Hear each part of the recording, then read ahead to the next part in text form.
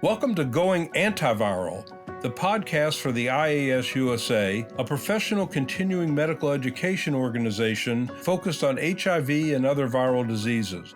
I'm Dr. Michael Saag, professor of medicine and infectious diseases at the University of Alabama at Birmingham and volunteer member of the IAS-USA Board of Directors. Welcome to the Going Antiviral podcast. Today, August 15, 2024, we are speaking to Dr. Andrew Pavia, who is the George and Esther Gross Presidential Professor and the Chief of the Division of Pediatric Infectious Diseases at the University of Utah.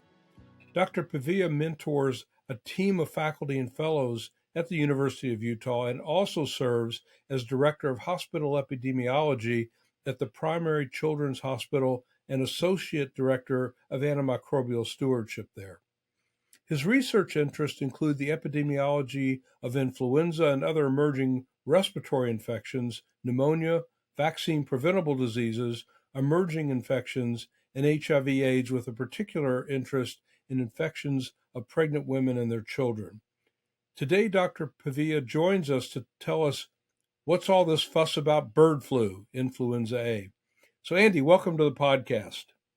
Mike, thanks for having me. It's great to be here. Yeah, it's great to have you. So I've referenced, as you could tell by the title, Emily Latella, who was a character created by Gilda Radner on Saturday Night Live. It's actually 1975. She did this sort of skit on Weekend Update. But what's all this fuss I hear about bird flu? Now, I know that birds fly all the time. They flew right by my window just now. So with that as background, maybe you can give us an overview of what is influenza. Sure. I think most people know a little bit about the flu, but influenza is a virus that, has been with humans as long as we've probably been walking the planet. But what makes influenza so interesting is that it infects so many species of birds, of mammals, of aquatic mammals. And in a way, all flu is bird flu because the primary reservoir of the influenzas that end up infecting humans are waterfowl and other birds. But what we're dealing with are these occasional emergences of influenza subtypes that are highly lethal for birds. So this one, H5N1, we've been dealing with for almost 30 years now. And it's what we call highly pathogenic avian influenza, meaning that when birds get it, they tend to die, and they die by the millions and millions. And so we've had outbreaks through the centuries of influenza. We think a lot about the 1919, 1920 influenza outbreak, and there was a few swine flu sort of outbreaks in the 70s and that type of thing. What's the nature of influenza and its genetic change? Maybe you could describe that in terms of the drifts and the shifts in influenza that makes it suddenly emerge as more of a threat to humans. Well, influenza is such a complicated and fascinating virus. And one of the things that makes it so fascinating, but also makes it such a problem, is that it comes with a segmented genome. So, we think of the genes of species as being a long string of information. But instead, with influenza, it's broken up into these eight rearrangeable segments. So influenza can mutate over time, like other viruses do, like HIV can, but it also can swap segments. So a bird virus can get segments from a pig virus and segments from a virus that's really well adapted to humans. And people remember the 2009 swine flu pandemic, which we stopped calling swine flu because, it wasn't really fair to the pork producers. But that was an example of where a virus had been circulating in birds, infected some pigs, and acquired some genes from pigs that made it somewhat more adapted to humans. And then it added human genes, that is, not genes from humans, but genes from a flu that was already adapted to humans. And it created a new strain that our immune systems weren't familiar with, that because we lacked immunity as a population, spread throughout the world over a matter of just really weeks. And so the threat, if you will, is that in any moment, just in the nature of how influenza evolves, uh, this is what can happen. And I think you explained it really well. And some of the gene products, the hemagglutinin, neuraminidase, and those types of things, that's where the H and the N comes from, right? In terms of how we reference these different strains. Can you walk us through the different types of influenza that we commonly see and what the bird flu virus is nomenclature is? Sure. So, the H stands for the hemagglutinin, and there are, I believe, currently 21 types of that.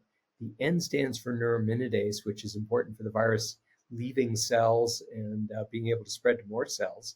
And there are 8 or thereabouts known neuraminidase types. And so, on a broad level, we classify influenza by their H and N types. So, currently, among people, most years, we have H3 and H3N2 and H1N1 influenzas circulating. We used to have H2N2 as a human strain that caused a lot of trouble. It was the cause of the 1956 pandemic, but it has disappeared.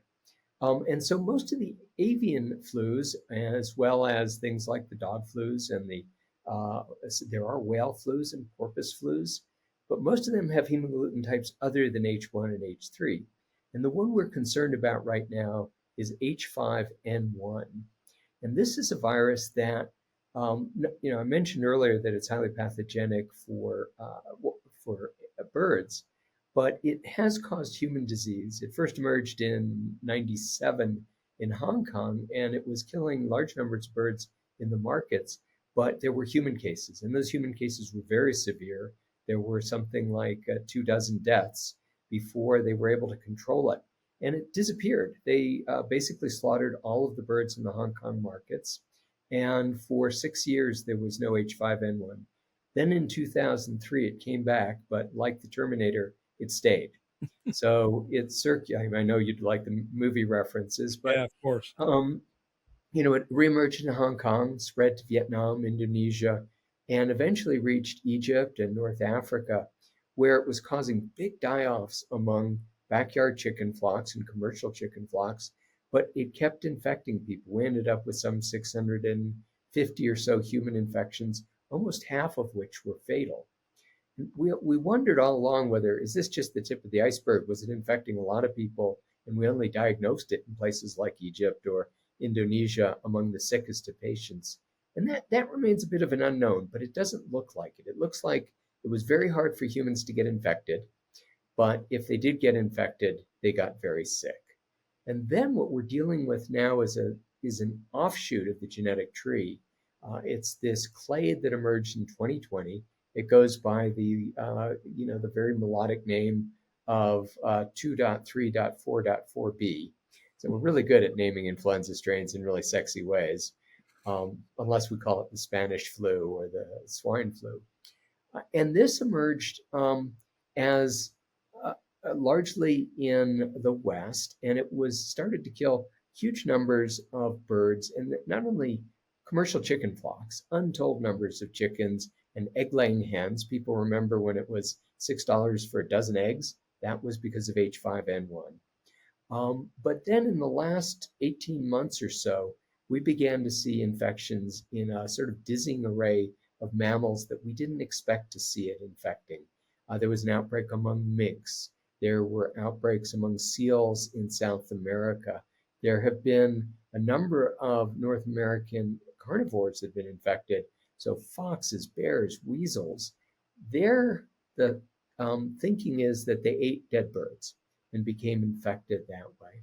And then I think what everyone knows about and wants to hear about is now essentially cow flu. It's H5N1 having jumped into cattle.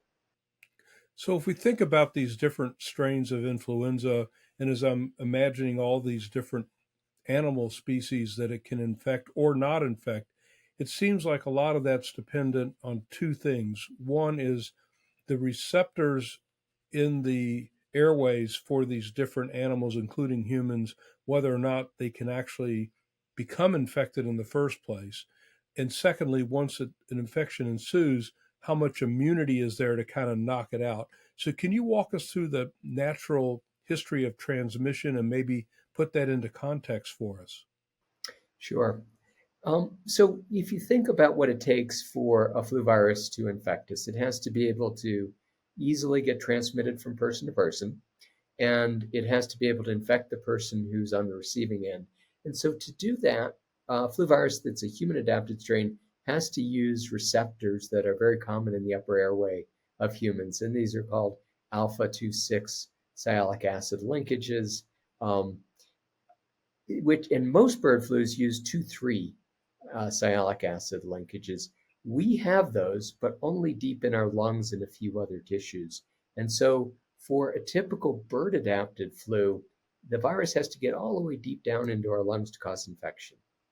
So the one of the sort of things that you have to have a human strain is the ability to use the 2,6 receptors. But that's the simple part at the surface. The other thing that determines how severe it is have we seen relatives of this virus before? Is there a large level of population immunity? And so although H3N2 changes every year, we've seen other H3N2s, maybe hundreds of them. And so we have some degree of immunity. But when something like H5 comes along, we have no immunity, no population immunity. But the other part of what it takes for a virus to become a human strain or a pandemic strain is much, much more complicated. It's layer upon layer of changes in each of the 8 genes that I think we don't fully understand. So there are changes in the protease in the polymerase that we know are very important. There are changes in the other parts of the polymerase capsule. There are changes in the encoding mechanism. In the 1918 flu, which is a great story, the virus was resurrected from gene segments from the corpses of people who died in 1918. But when that virus was put together and they studied what made it kind of the mother of all lethal flus, there were differences in all 8 gene segments, in all 9 gene products that differed from the kind of H1N1 that we see today. So there are things we understand fully about what you must do in order to become a human adapted virus. And then there's a lot that I find still mysterious. And I think most researchers would agree. Yeah, that's fascinating stuff. And so it may explain a little bit about what's going on currently, where several like animal species on farms, I believe it's cows, that have become infected with this avian flu. Cows are getting sick. It's not transmitted to humans easily, but there have been a few sporadic human cases of people who are working with cattle. But so far, correct me if I'm wrong, there hasn't been any human to human transmission. Rather, it's been cattle to human. Am I getting the story correct? No, that's basically right. So, before the beginning of 2024, we didn't think cows were among the long list of mammals that got flu. And what we've seen in North America has been this explosive outbreak of H5N1 among dairy cattle. And the virus that's infecting the dairy cattle it started with what looks like a single introduction of what looks like a typical North American H5N1 bird strain. So somehow it jumped from birds to cattle and then has been spreading rapidly among cattle. In some states that are doing good surveillance, up to 40% of the farms have tested positive for this. And it's really fascinating because the virus is infecting cattle predominantly in their udders. This is, flu isn't supposed to do this. It's not supposed to be a cause of mastitis. But in the udders of these dairy cattle, flu is growing to these enormous titers, 10 to the 8th per milliliter of milk. So this, just left us scratching our heads. And then there have been spillovers from cattle to humans that have been pretty sporadic. I think we're up to 8 now. Actually, they're not 8 from cattle. Some of the ones have occurred among people who were clearing out birds who had died of bird flu. So I think it's 4 from cattle. These seem to be the result mostly of milk exposures and milk splashes. All 2 only had conjunctivitis as symptoms. Presumably, they got a splash in the eye. 2 also had flu-like illness, but relatively mild. So right now, it looks like this virus is somehow spreading easily and rapidly between dairy farms, and it is not become easy for humans to catch. And I guess everyone's immediately thinking, well, if it's in the udders, it's going into milk. And does that mean that the milk supply isn't safe if coming from those cows? But I'm guessing that it doesn't infect that way. So the good news is that pasteurized milk does not have any intact virus. And the people have looked very carefully at that because that obviously would be, a major problem and a human health issue. But when you look at raw milk, unpasteurized milk, there's enormous amounts of virus in it. Hopefully, we haven't done the experiment of trying to infect a human with infected raw milk yet. But there have been a large number of deaths of cats in dairy barns Mm. who apparently were drinking milk. And then experimentally, if you feed infected milk to cats, they get very sick, they get brain involvement, and they have a high mortality rate. So, you know, within the limits of how different we are from cats, what kind of strange cats we are, um, the it could be very dangerous to drink raw milk. We just don't know yet. And of course, there's a very strong warning not to do that right now because if the herd were to be infected, you might not know, and you Right. might be drinking this very hot milk. Yeah, that's a phenomenal point because we're told not to drink unpasteurized milk for a lot of reasons. Tuberculosis can be transmitted that way, or other types of viral infections. But this is a great reason to make sure that we're drinking pasteurized milk. Um, Let me segue over to the current flu vaccines um, how do we come up with that? I think it might be worth going through the mechanisms. I know you've sat on the boards that have approved the strains that we're putting into vaccines for the current year coming up. But briefly, what's that process like? Yeah. So influenza acquires a series of mutations every year in order for it to escape our immunity so that it can spread. And this is a process of selection. There's huge numbers of mutations that are occurring, and then there will be a few winners each year. Because of the way we make flu vaccine, you need to plan 6 months or so in advance. So ideally, what you want to do is you want to match the vaccine that we're all going to get, hopefully in September, October of this year, to the virus that's going to be circulating this year. But in order to do that with our current technology, we need to decide on the strain that's going to be used in January or February, usually in the beginning of February.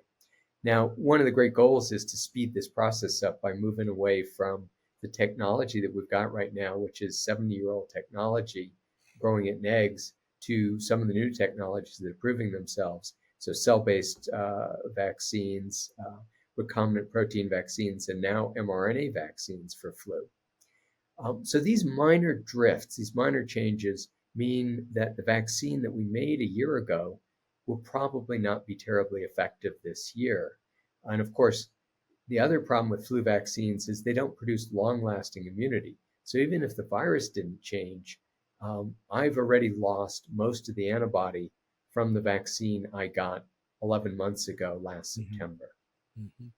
And in that regard, there's a lot of discussion about, well, when is the optimal time to get the flu vaccine? If you anticipate that midwinter is when a lot of the transmission occurs, although there is oftentimes a transmission in November, perhaps as early as October. But if the immunity is only lasting, let's say, 4 months, are we better off kind of delaying the acquisition or getting the needle in the arm? Not in September, but perhaps late October, mid November? What do you suggest? Yeah. So, the best time to get flu vaccine is when you've got a chance to get flu vaccine to make sure it happens. Yeah. And so it's really a trade-off between the ability for people to get vaccinated, the public health imperative, and the fact that at about 5 or 6 months, you can measure some diminution of protection.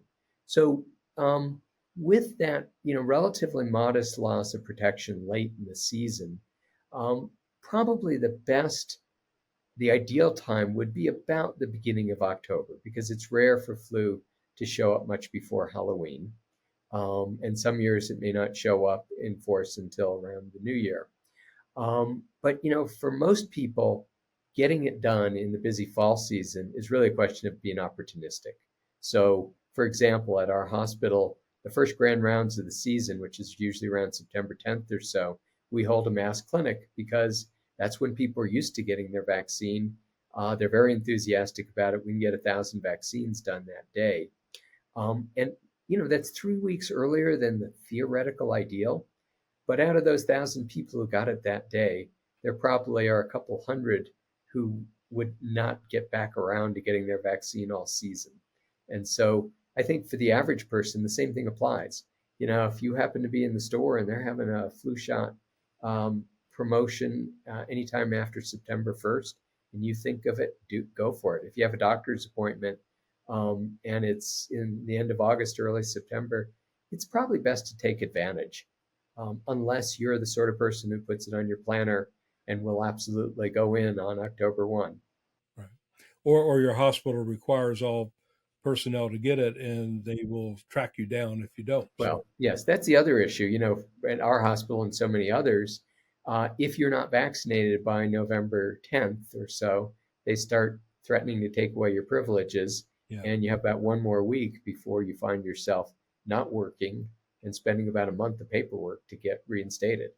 But I think your point's extremely well taken for those who aren't in that situation, just everybody else in the community. Get it when you can. In that regard, some people are debating, well, should I get my flu shot with a COVID vaccine and the new COVID vaccines coming out in September? Is that a good idea to put them together and just get it over with? So there are two papers that, from a scientific point of view, there are two papers that came out in the last week or so showing that from an immunogenicity point of view, when given together, it's comparable to when they're given separately. So it works fine to get them together. The question is side effects. And flu shot side effects are really minimal, particularly if you're getting the standard egg-based vaccine. Aside from sore arm, none of the other effects are actually more common among flu shot recipients and placebo recipients. It's a little bit different for you and me who are getting the enhanced vaccines, the high dose, the adjuvanted, where there's a low rate of muscle aches or fever. However, as we all know, the COVID vaccines are a little more reactogenic, and you can get a pretty whopping sore arm, or you can feel off for a day or so. And so, it's a question of convenience versus maybe increasing the chance of both arms being sore at the same time, or even feeling punkier than you would if you got them separately. Right. And so in those studies you mentioned, was there increased adverse effects when given together versus separately, or was there not much difference? So I haven't read, the detailed tables, but for bottom line from the abstracts, there was no increase Yeah. in adverse events. So I'm going to get them together. And I've got to figure out when I squeeze my RSV vaccine into this. I probably won't do all three together because Oh, not that much. I'm not that brave. yeah. I've Um, only got two arms. so, just quickly about treatment. So, I remember we didn't say this, but a lot of times the decision for which virus to put in, the influenza virus to put in a vaccine, you sort of look to the southern hemisphere, especially Australia, and see what kind of outbreak they had. I was at that HIV meeting in Melbourne several years ago, and brought back a case of the flu, which I figured out on the airplane as I was having Rigers. Um, and this was in July of sort of that year. And I got immediately when I landed, I took some Tamiflu. I didn't travel with it, unfortunately, that year, but it abated my symptoms almost within 12 hours or less. And it was like a godsend. Um, are you recommending oseltamivir or other uh, antivirals to most of us when within the onset of illness is less than 48 hours? Yeah. So, there's a lot of misunderstanding about oseltamivir or Tamiflu and what it can and can't do. So, um, and there's a ton of data out there. So we really actually know a lot about it. For people who are outpatients who are not high risk of uncomplicated flu, if you take it in the first 48 hours, it'll reduce the duration of your overall symptoms by about a day on average. the earlier you take it, the better it works. So, if you take it in the first 8 or 12 hours, you may get improvement almost immediately. But after 48 hours, there's not much benefit for the average person with uncomplicated flu. For people who are at very high risk of flu complications, people with lung disease, heart disease, diabetes, morbid obesity, neurologic disease, pregnant women in the third trimester, there you can show a benefit even beyond the 48-hour point. And for people who are hospitalized, the 48-hour rule does not apply. And we have studies that show a benefit out to day 5 or 6 of using oseltamivir for hospitalized patients with flu,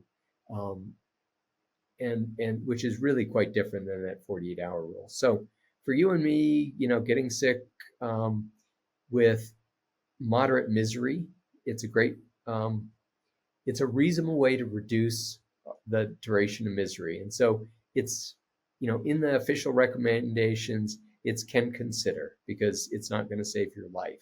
If you're hospitalized, if you got heart or lung disease, if you got diabetes, any of the risk groups that we talk about, it could save your life, and getting treated is strongly recommended. And the same thing applies. I have to, as a pediatrician and an internist, I have to point out that kids under 2 are a high risk group. And don't forget that flu can be lethal. And unfortunately, this year we had in our hospital 2 influenza deaths in children. Wow. Yeah. We do tend to forget that. From my anecdotal experience, taking it very early in the course was a godsend. So that's a good thing. And then there's better agents, or at least new agents, right, that we might use instead of having to take the pills every day. You can just take one pill. You want to talk about that a little bit? Yeah. So the new drug that is available is called baloxavir. It's sold as Xofluza. It's a great name. And it interacts with the polymerase of the virus. It's not a neuraminidase inhibitor. It has a long half-life, so one dose gives you essentially 5 days of adequate drug levels. Now, when compared directly to Tamiflu in trials of outpatients, the improvement was pretty much identical, about 24 hours of overall symptom relief.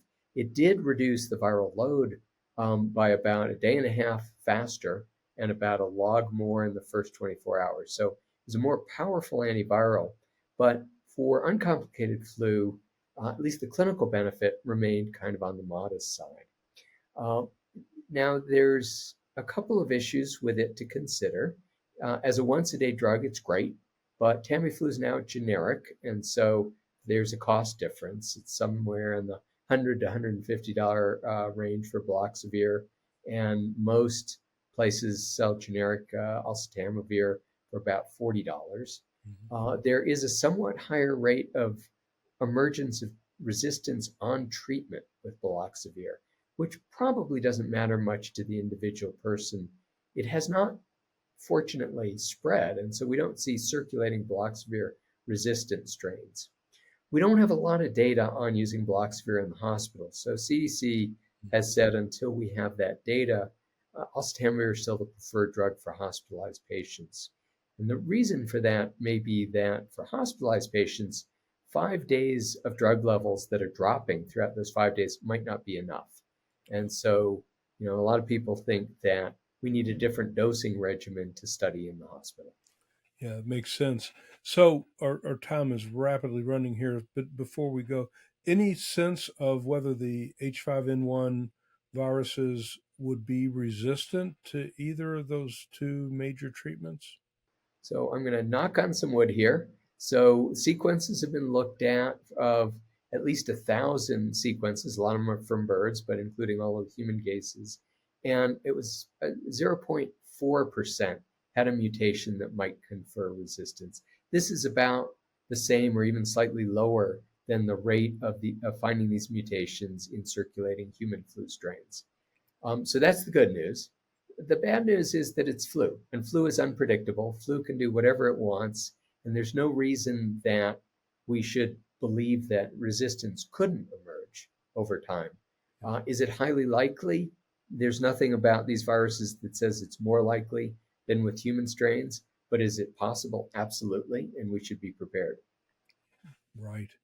Well, our time is about up. I'm going to make a comment and then turn it over to you. But my comment is that it's not hard to see how public health officials reacted to COVID 19 using influenza as a model. And that, number one, that we know that um, influenza originates in nature in bird species and transmits to humans. Our assumption was that was similar with COVID. And in my opinion, it probably was coming from nature, although we don't know the Wuhan market versus the Wuhan lab. Um, it's just hard for me. It's so easy to see how it could have come from nature. It didn't. We don't need to concoct a story that it came out of a lab, although that isn't completely refuted yet. But the notion of how we prevent transmission person to person when we had an exploding epidemic and hospital beds were being consumed, it makes logical sense that we would mask, that we would have distance, we would avoid a lot of large crowd encounters. Um, any final comments from you about your thoughts about the similarities and differences between COVID 19 and outbreaks of flu, especially using 1919, 1920, or others as a model? I think uh, we draw parallels at our risk. There are parallels. They're respiratory viruses. They're transmitted readily between person to person. But flu is different from COVID. There may be some aerosol transmission, but it's not as effective and not as distant. So masks probably are going to work better for flu than they did for COVID. Hand washing may actually be important for flu, whereas for COVID, in spite of the advice we gave out early on, it probably was not really important. But what we saw in when COVID emerged and people masked is flu almost totally disappeared, whereas masks were moderately effective for COVID, and that's probably because of the lack of long distance airborne transmission. So we have to be careful not to just draw strict parallels between the two and do all the same things. The other thing that I think was very different about COVID that flu so far has not done is COVID changed rapidly within matters of weeks and months and kept escaping our immunity. And we had wave after wave.